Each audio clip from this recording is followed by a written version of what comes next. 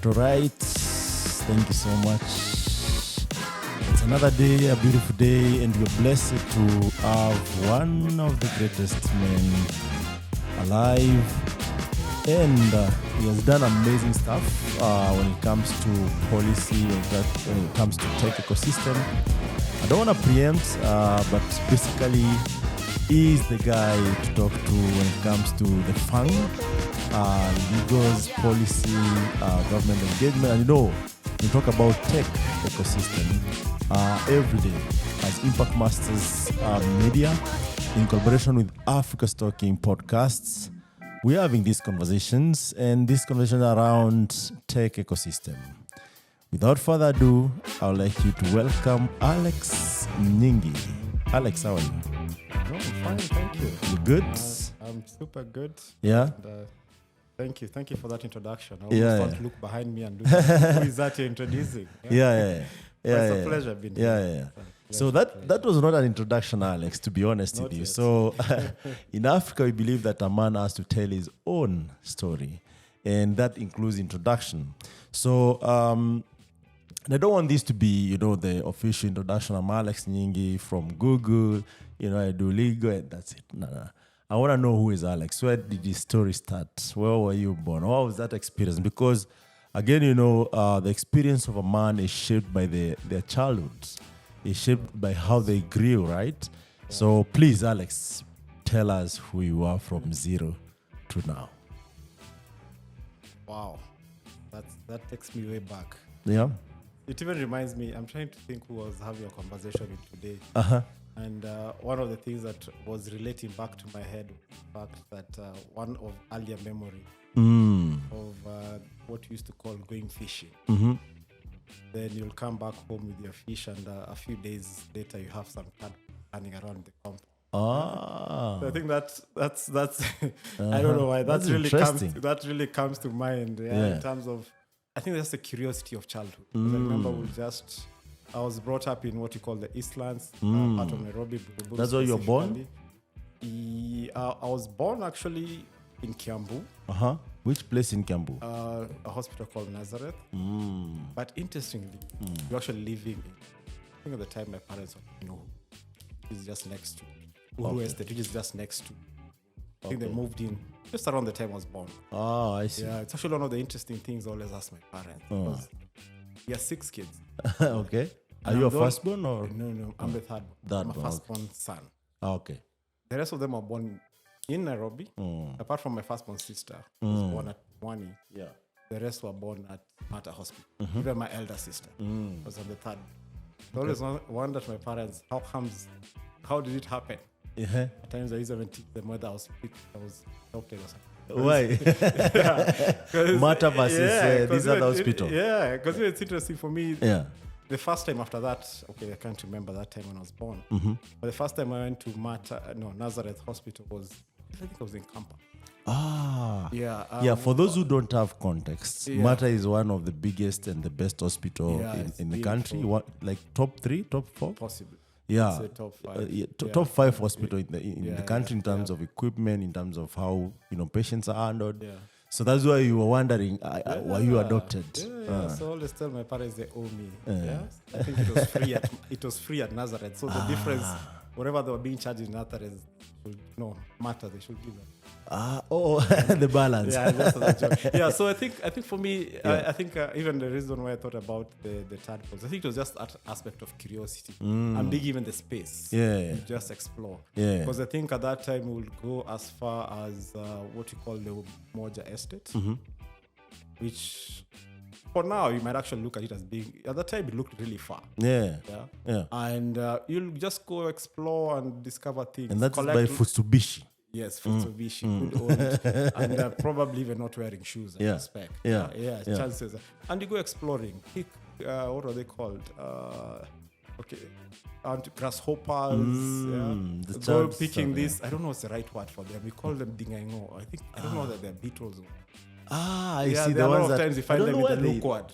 Mostly I know them with the look word. The ones that actually rolls the cow dung into balls and then they push them from their back. No, this one is flies. They're a bit yellow orangish on the back. Okay. With some bit of black. Yeah, because I remember I used to love them because we tie a string on one of the legs and let them fly.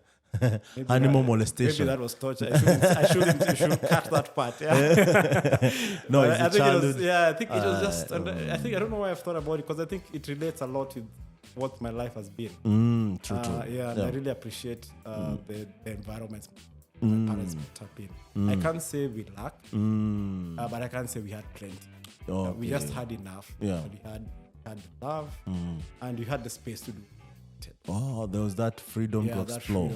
Because I remember even when it came to, when with the other members of the family, when it came to school, choice of school, maybe I can relate with my sister. One of my sister who follows me, her experience. Yeah. She'll sometimes come at home and tell my dad, I don't like that school. And they will be changed. Get another school. What about Alex? Alex, I don't know why. Maybe he didn't have that much luxury. But I think maybe also was fortunate in terms of being able to a pretty decent school. Okay. And so which school did you start with? I started out at Harambe Primary. Okay. It's actually sort of within, not within, it's borders the Buruburu Estate. Okay. Somewhere between, because I was brought up in the Buruburu Phase 1. Okay. So the school, you used to walk to the school. Yeah. Maybe a few 20 minutes. Yeah. And I remember walking to school with my elder siblings right from day one. I don't think we had those things of parents needed to take you to school even day one. So they did got you admitted from there. You know where the school is. Yeah. Just come back to school, come run home for lunch. Go to school. Nice. That was a great exercise. Yeah. Nowadays, people eat from, they have their meal in school. Yeah, you carry your lunch, hot lunch, as it were called, or even. They used to go still. I used to do that, and sometimes, the food. If you carry the food and. Yeah, I think for the guys, there's still some people who used to carry. Maybe some are a bit fast. So sometimes we'll go still. I remember those, they were around. Used to be some kind of steel round containers. And then they had different levels. I think hapo unaikiwa madondo. There's madondo. Mboga. And then maybe I don't know what else appear or something. So sometimes they would. So you have a storage of food. We have levels. I kind of remember. I've not seen them in a while, but I sort of remember those. Yeah, so that was pretty interesting. And by the way, now when you go with this, let's talk a little bit about this. So when you go with this food to school with, and you store them somewhere specific, right? Everyone. Were there those guys who would go sneak and go and eat other people's food? Well, I guess it used to happen. I think for me in primary school, the fortunate thing, I could go home for lunch. So we had about, I don't know, it was 5 minutes or 1 hour. Because I remember I would be able to run home. Actually, the motivation to run home, watch. Okay. For the guys in my era, might remember a program that was called Neighbor. And the repeat for Neighbors, I think, was maybe at either 1 or for about 30-35 minutes. It used to happen also. The program would be in the evening at 6 or 7. Oh, yeah? But for me, that priority the time... repeat. The main one was 6 to 6:30, thereabout. But for me, that time was playtime. So my priorities that time was not... So I used to plan, let me watch it at the repeat. So part of it was run home. Yeah. Like now running would be like 5 or less. Is this time when you're in lower primary or... Almost all through. Almost all through primary. Almost all through primary. For my nursery, I went to a school, a nursery that actually borders my house. Okay. It's like down the road. Okay. Down the road where we live. Your colleague Teddy as well. Who lived across the road from me. I don't know whether he went to the... I'm actually not sure whether he went to the same... But you will tell us literally just 50 meters. Actually, 50 is a lot. 10 meters away. Okay. Yeah, so that was a nursery. Okay. For the nursery school. Okay. So that was right next door. And things have changed. Currently in terms of how accessibility the schools are, the condition at which you need to admit your kids to school. And I think as we go on with the conversation, we'll try to see what can be done better. Even the curriculum has changed. So you're in nursery school, you go to class 1. How is that change for you as a kid? What is that actually excited you or maybe demotivated you, or how was that experience? I think it was exciting because I remember the thing was, before class 1, there's what called pre-unit. Because most primary schools you started at pre-unit and go to class 1. So I think I remember for me it was quite exciting, and even interestingly, it's where one of the teachers I remember remember the lady was a bit older. I think it was interesting. I don't know if it's the same thing at this time, but teachers at kindergarten tended to be older. Oh, okay. They look like more experience. They were older, so I don't know maybe it was intentional or not. But I remember, because the things I remember about that is that it felt very homely. Oh, okay. It was a good and an easy transition, at least, to what we looked at as a bigger school, and started building some relationships and friendships. Now, some of them even last. Some people, you say you've known each other now for 45 years. Yeah. So, because known each other so much, gone through so many things. Sometimes you lost touch. Yeah. Some things bring you back together. Yeah. But then you always look back and see there are those things that, because now I remember, like now for the primary school, and maybe that was the benefit of a lot of the school at the time. Yeah. They had a sizable field. You had a lot of space, a very big field. I even remember the time, some years back, when I don't know whether they might remember that, there's a case of a lion that sneaked out. Let me call it sneaked out. The national park. The national park at night. Yeah. And somehow it found its way up to our school. Okay, of course. Back in the day. Yeah. So these lions have not started sneaking the other day. No, but it was nice. As far as I heard, it didn't hurt anybody. I think a few goats and dogs maybe suffered. Yeah. Because actually what happened, it came to our school and got stuck. Those kaya for fences or something. Okay. Yeah, so then the guys got me. So that sounds so interesting. So that's that was interesting. Even my mom told me that, because my mom used to run a shop. There were these markets, like there's what you call Jericho market. So she had a shop. Okay. She made various things. And she told me, now later in the day when you come home, because that time there was no phones. Come home to relate how was your day and like this. She tells me, as I was going to my shop, I met with a lion. That's the time you discover your mom can run. You don't think your parents can run, but she tells you, alitoa mbio.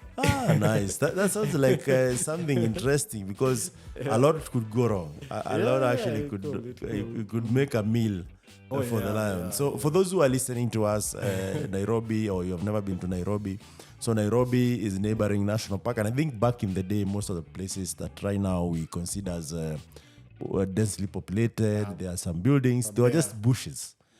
So lions could just find their way to like estates. Things have changed now, and I think young guys might not really find that picture, but one of my uncles was in the army, so they used to be in Embakasi, and he used to tell me, actually, Nairobi is not what it is right now. So wild animals could find their way out. But even recently, like I think 2 years ago, there was another lion that was loitering in Langata, around Langata area. Chilling on the tarmac. Yes. So I think also there's this analogy from foreigners where they think when they come to Nairobi, they can meet lions along the road. That it's true to some extent. So, but they normally sneak out of the national park.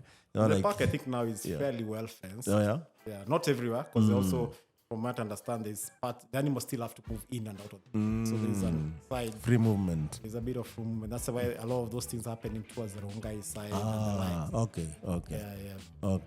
So you joined class 1. So which subject did excite you? Like, now I'm in class 1. I'm taking was it 5 subjects in class 1 or I think it was 6? More than 7.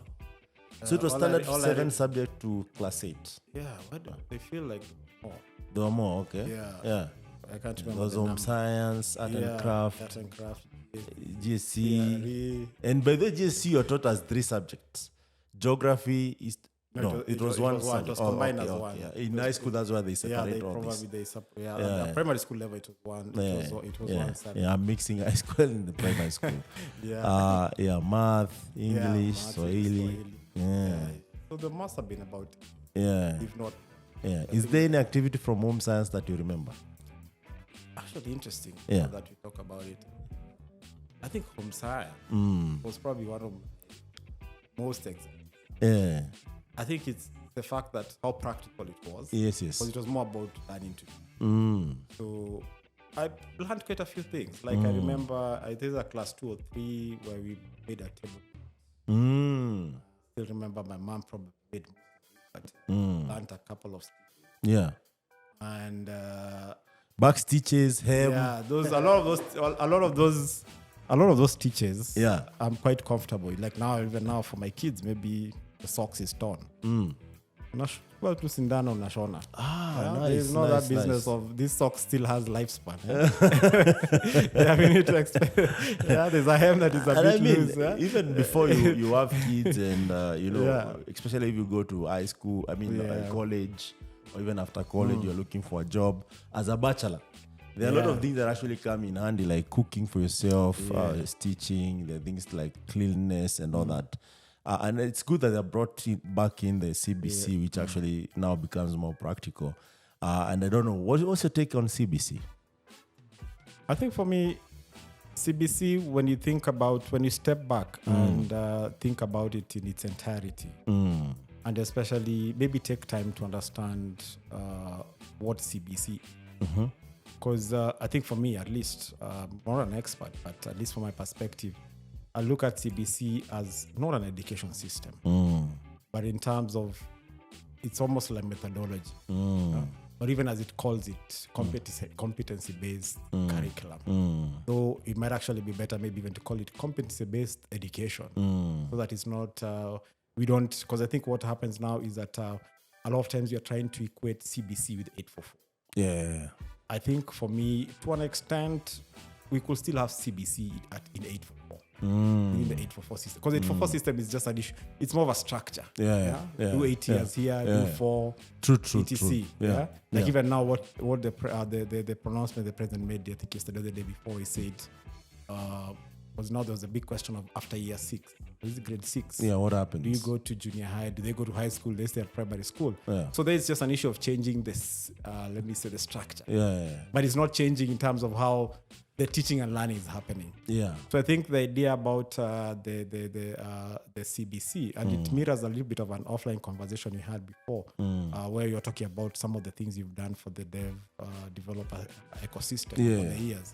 Because it's really about, can you do it or can't you do it? For sure, it boils down to that when it comes to it's practical good to things. have some papers to support what we are saying. But at the end of the day, the paper is not the only thing. Absolutely, yes. So you need to say, you need to say, I know how to cook ugali, because I can actually tell you, okay, maybe stepping back the home science conversation.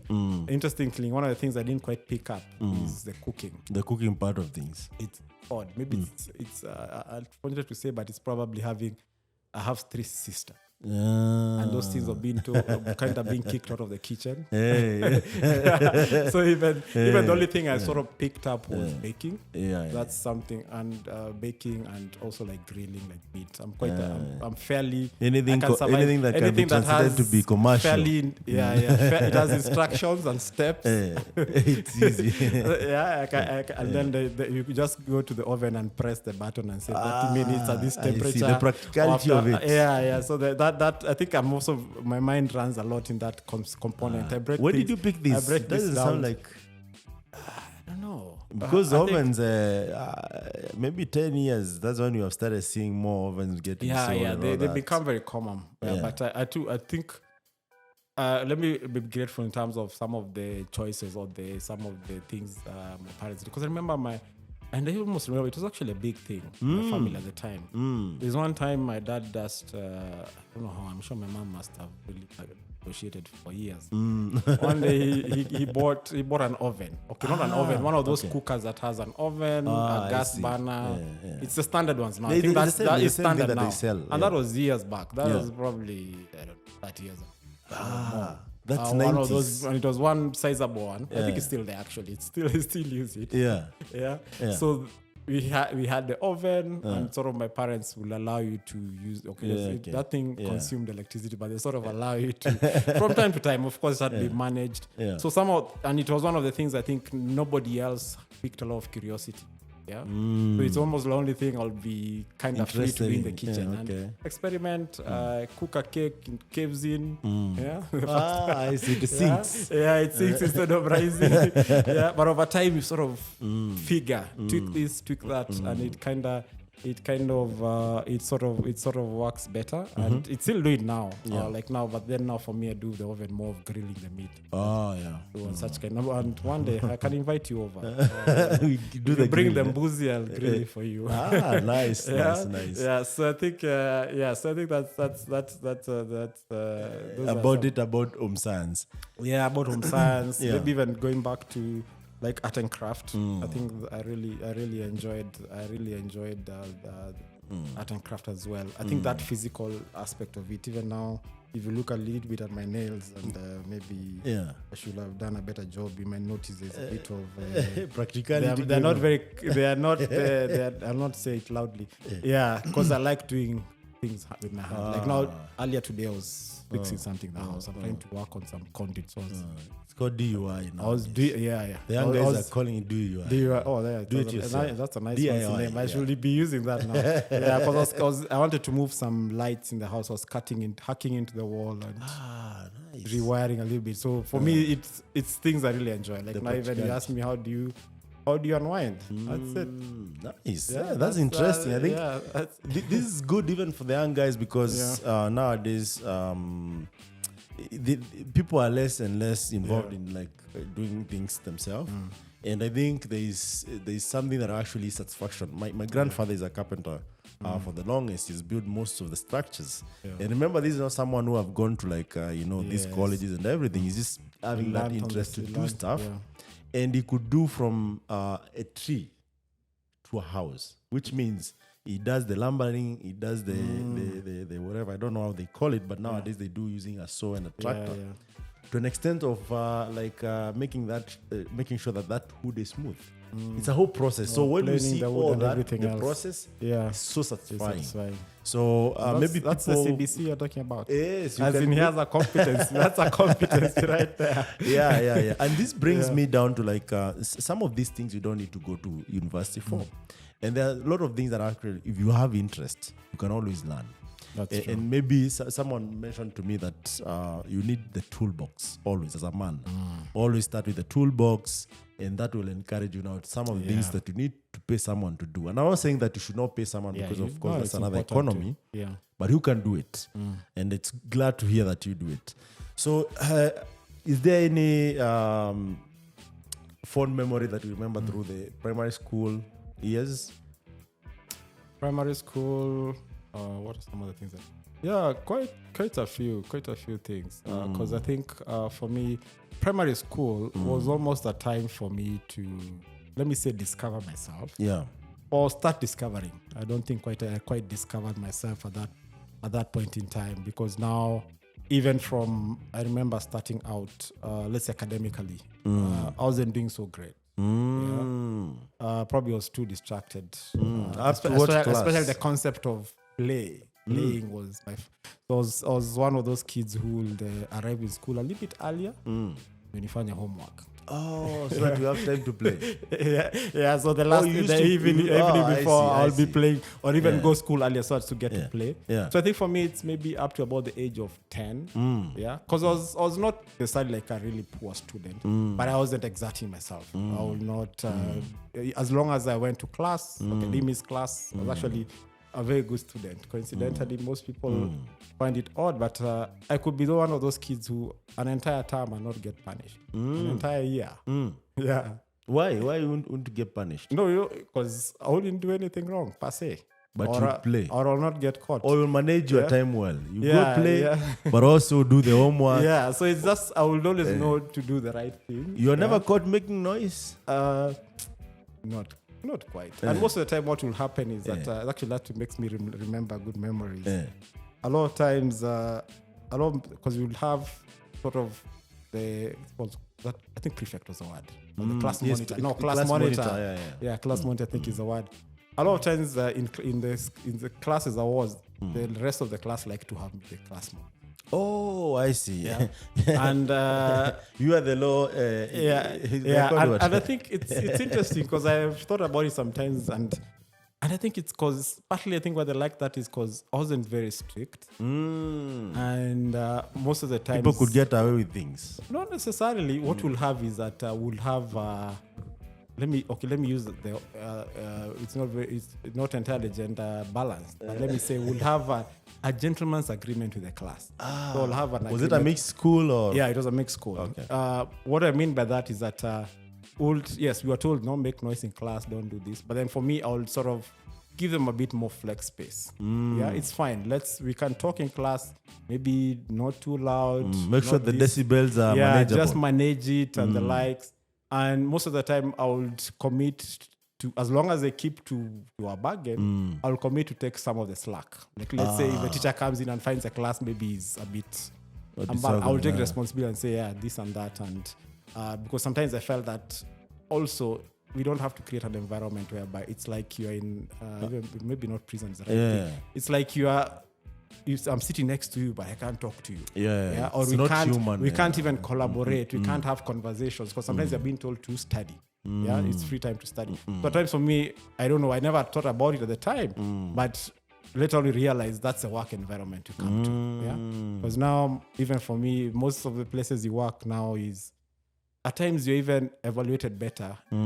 Most of the time you're asked to, yes, you achieved your objectives, but how did you achieve them? How did you work with your colleagues to get that? How did you bring, let's say, a team together to work the leadership skills? Yeah, so those are things that, for me, I didn't think much about it, but I just thought it doesn't make sense. We have dead silence in class. So do you think you are ahead of time? Because this is a new working environment that you're talking about. But also we remember, as you're remembering, our primary school, even part of high school, you were discouraged from partnering. It was more of a competition. It was called collaboration is defined as cheating. Yes. But you come to the work environment, that's what actually people thrive on. Like, because you're tapping in different knowledge base, and when you bring it together, then it becomes something big. So do you feel like it's some sort of brainwashing that actually might affect you negatively if you just, I'm not trying to say that people are not smart, but there are people who like abiding by the rules without questioning anything. And they stick by them even after the school, which I feel like is sort of brainwashing. I think it's always good to try and ask why or question why, or even put yourself in situations that you don't quite understand. Being in that, I almost want to say ambiguous, or where you almost at times confused. Let me use the word confused, uncertain. You're not feeling comfortable, because sometimes, a lot of times, I think I found myself in such situations where I'm not exactly sure even whether I'm doing the right thing. Yes. Or even now, sometimes you're wondering whether are you in the right room. Do I even deserve to be here? It's those things of believing that there is some value you bring, no matter how small. Or there could be a tiny speck of perspective that, or a question you might raise might seem stupid, or it might even be stupid, but it's only, I think sometimes it's only stupid if you keep it to yourself. If you bring it out, you find it generates some conversation. It might be dismissed and all that, but it triggers for you some kind of thoughts in your mind. So I think for me it was quite an interesting experience, because I had very good rapport, tended to have very good rapport with my classmates, with the teachers as well. And even now I remember, even it's interesting, and I think it's what many people say. I remember a teacher who, when I was in class, must have been 10. I think 10 is about class 4. And for some reason, she took some interest in me. She sort of took time to make me slow down, and just make me appreciate that I can actually do a bit better. So it's those things where at times you might think this teacher is picking on you, but it's probably that she's seen something, or probably thinks you can actually do something. And I think it really changed. That's where I think that's where the tangent sort of started shifting. Because it was those things. I remember I used to have a class of I think about 40, and I'll rank those classes, those in the midpoint, 25, 30, thereabout. Whereby it's safe enough. Most of the time when you're somewhere average, your head is not sticking out. If you're huku mwisho, everybody's asking you, what's wrong? If you're at the top, also people are asking, expecting so much from you. True. So if you find yourself sort of average, it's also where I'm just doing enough. Then you sort of sail by. But somehow this teacher sort of like nudged me along, and I remember even as little as one term, moving steps, moving from being number like 30 something, you step down to about number 10, and then it hits you. I can do it. Allah. Yeah. And there's nothing much more I did. So it really shows just exert myself a little bit, because it just called for me to, in the next exam, I read before I do the exam. And it made the difference. And then from there, now you start building certain discipline and attitudes and defined.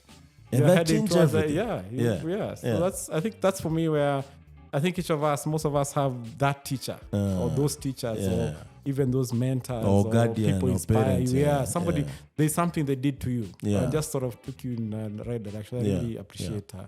So does that mean that maybe more experienced people or people who we look up to, or even people who actually are in authority, if they take time to really, say something that actually would enlighten or open someone's mind to think hard and even change, would have a better society at large, right? Yeah, I think definitely we would. Yeah. It doesn't have to be in a very structured way. It doesn't have to be continuous. But whenever you have an opportunity. I think for me, sometimes when you talk about maybe mentorship, coaching, or such kind of terminology, for me, at times, I almost want to say it's not worked entirely or resonated very well for me, because I think for me, I pick up things from multiple sources. Yes, there are people who we've walked along with for a long time. But I think I find a lot of value, and even all the things sometimes I look at my life has been like just picking pieces here and there and sort of putting them together. Not in any particular order, but then putting them in and sort of trying to juggle them around. In such a way that like now even the kind of work I do, I never thought I would be in such a kind of environment, that kind of work, or I didn't even know such kind of work existed. Even now, sometimes you ask me, what do you do? It's a bit hard. It's a bit hard to explain. We'll get there. We'll ask you what you do. But so I think it's I think it's really important for each one of us. We've been blessed. And Alex, we've been blessed. Yes. Alex, for you, it's not just being blessed, because when I look at what you have achieved, it's not a small feat. Because from being average, a little bit above average to the smartest kid in your school, it's not something that you just say, what, I've not achieved a lot. And this is where did you like make a decision that I want to be one of the best kids when I do my KCP, or it just happened? I think it's something that it built up progressively over time. And that is from class 4 through class 8. Yeah. I think it sort of picked up over time, because also I think there was an aspect of maturity, and I think I don't feel like it was a wrong path even earlier. Can you please take us through that path, how it looked like? Because I think also at times it's good to let almost want to say kids, especially kids, let them be. Let them take time. Let them be kids. Someone said that. In terms, because sometimes I'm almost feeling of the opinion. I remember for my kids, when you're trying to think at what time should they go to school, at what age, I really struggled this concept of kids going to school before 5 years. Actually, it's at 3 right now. They at even 3 years 2, old, I know. They need to be PP1. I really struggle with that aspect. It's because there's a bit of pressure around it, because the way things have been designed, and there are good terms put around for it, and it makes sense, because sometimes, depending on the environment you come from, let's say they're having it's called what? Baby, what is it? The PP1 baby class, the ones that before even the official. Let me say the ones even before let me say before the official. The one you're about to the daycares. I think they come in handy because also depends on the circumstances, family circumstances. It could be whereby as parents maybe you need to be at work very early, or maybe a single child, so maybe there's not another kid at home or other kids in the environment. But I think it's that aspect of whereby you probably need to look at, even if we make it formal, but make it in a way that it's not really academic at that level. Let the kids just go and be kids. And maybe play, make themselves dirty. Like for me, sometimes like my kids, if they came home when they are muddy from head to toe, I know they had a good And they're developing their immune system. It comes in handy, especially with these outbreaks that's a valid point. That. Because they test out these things and they learn. You try and do that at this age, you'll see what will happen to you. Your immune is hospital. Because you always be now, I'm an adult, I need to always be clean, I can't play in the mud, there's all that. And then now your body becomes susceptible to these diseases when you interact with these pathogens. And you join Alliance. Was that, and that's why now I want us to, because now imagine now you're talking to your kids. I don't know if you have boys or girls. And maybe they're in class 4, class 5, class 6, and now I don't know, now with the CBC maybe grade 7. If you wanted to give them a strategy, maybe they're not doing so well, and you shared your own strategy that worked for you. How did that look like? Because now you were from number 25 to number 10, and you're like, this can be done. And then you're like, you feel like, no, I can do better actually, because in this one I didn't put much effort. It's just that I changed some habits. How is that? I think for me it was just a question of saying that. What's the best I can be? Because I started from a point whereby I was quite fine with where I was, and probably I would have been even maybe I'll even still be who I am now, even if in that environment. But I think it was those things of almost asking myself, what is that thing I can do just a little bit more? I think it was always that thing of not necessarily looking to leapfrog, as you can use that term, but it's sort of like, last time I got this, and then for me, at some point, it will be not so much about the grades, but in terms of maybe what are the new things I feel like I'm learning. Yes. Am I picking on new things and not just either being the top student or being among the top students, but really feeling like progressively I'm becoming better as a person. And I think sometimes when you're honest with yourself, you can tell. True. Nobody has to give an assessment to make you feel. Do you think you're better? And also knowing, probably testing things. So I'll probably test, like now, for example, I'm very comfortable waking up early. How early do you wake up? Well, typically, I will rarely be in bed at 6. And I comfortably wake up at 5, 4:30. Those are where up and out of bed. That's sort of my body clock. But I also sleep early by many people's standards. By 9, 10-ish. You are retired to bed. If you're looking for me, you're talking to yourself. I remember at a time when I was a bachelor earlier on, if you came to visit me in the evening. Nakwambia ukimaliza ufunge mlango uende. You are done. There's a chance I'll be asleep already. It became really consistent that if it's at about 8:30, now you're feeling like, I'm already the body is already sort of because I'll get up early. So for me, I will start testing out things like now, for example, in terms of studying. One of the things of study was, do I try and read just before exams? And then I see how did I perform, or how did I even feel apart from getting the score. How did I feel about it? And over time, one of the things that with those experiments, I figured that what works best for me is to finish my reading even about 2 weeks before exam. So you read over time? You revise over time? I revise over time. And now I use the last 2 weeks to, let me say, digest. Because also... Or assimilate and sort of process. I mean... It's very interesting you brought this up because I feel like also when you give your mind, like when you go to sleep, there are so many things that maybe that happen during the day that come back. So when the mind is resting also, it stores some of those things in our subconscious memory. And when we want to like remember them, it's easy as opposed to where now we bombard. And I think most students are like this even nowadays. The last minute, they do 2 hours of eating the book and the slides or whatever they are reading. And then go and remember all that. Sometimes maybe they don't remember everything, or you delete, control, delete. So that's a very good point. What else worked for you? I think the other thing that worked for me as well was that sort of being very present, more so in class. I found that worked very well for me. It's what worked for me earlier on, even in primary school, because I just needed to be in class, attend class, listen, maybe take notes, maybe not, and go for exam. But that time, you see, I didn't put extra effort. So the other things that worked for me as well was that those aspects of, and I found this, I always had this curiosity. Most of the time I'll read beyond what you expected. Of course, you had the textbook. Yeah, this is your maths textbook, CNC textbook. Most of the time I'll find myself reading other things. That's not maybe part of the syllabus or just reading a book. I think even it's interesting now, maybe I don't read as much as I did that. But I'll probably be reading. It's one of those things where I'll always have something I'm carrying around that I'm reading. It could be a novel. Yeah.